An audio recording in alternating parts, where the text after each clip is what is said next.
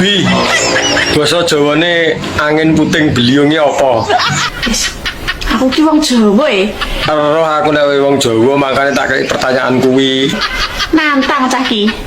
Lah kira-kira wani apa ora?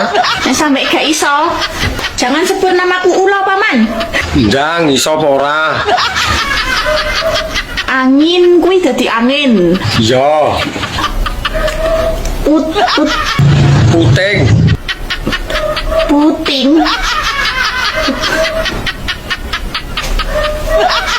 Lah nyapa bingung. Lah nyapa nggonmu mbok inceng. Puting kuwi pentil. Iso no lho, adine bulet yang jawab ket mau. Ya Allah. Lah nek beliung apa? Beliung kuwi beliung lak sing muter. Iya, jang gabungno kabeh. Berarti angin pentil muter. Apa mau?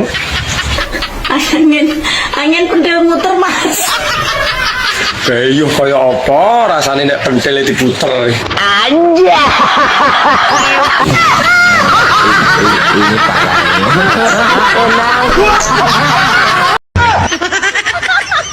Mbak, aku mbok silono duit to. Ora akeh mur 1 juta. Kok nek kirane ra iso balekne aku ra binen. Tuman. Tuman piye to? Tare yo butuh kok. Menggono gak enek jaminan liya to saliyane manuk ngono. Lah piye to? Lah wong kuwi lho barang berharga rumangsamu. Oh, rumah saku ndek biyen sunate larang lho yo. Wong tuane mbandani tenan. Nyewa son. Panganane akeh. So manuk dimurahno dinyah-nyohno ni piye lan? Lah arep piye meneh tarah kepepet tok. Duweku yo mur manuk. Kok ditawani manuk. Asem tenan yo. Nggonku iki ukir-ukiran, ndang to getun ning kene ra gelem. Mbah. Piye to? Ndang to.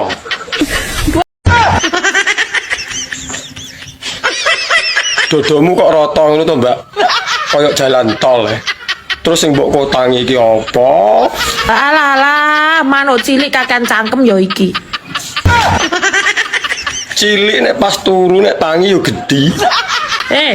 Nyapa? Lah wong ora tak bukane sepiro gedine, sepiro cilike. Kok dadak ngomong rata kaya jalan tol. Kon tau meraba-raba ta? Lah nyapa kangelan meraba? Disawang lho ketok. Tau ndeloki, tau ngramati ta? Ora tau kan? Lah wong ora enak sing diremet kok, arep ngremet apa? Gur mek liwat mata batin nang jedek rata matane. Lah tanah disawang ora ketok metutuk.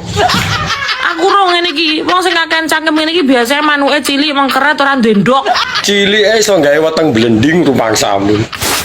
Bocah ora toto moro-moro ngomong ngono. Lah iya apa ora? Anjir.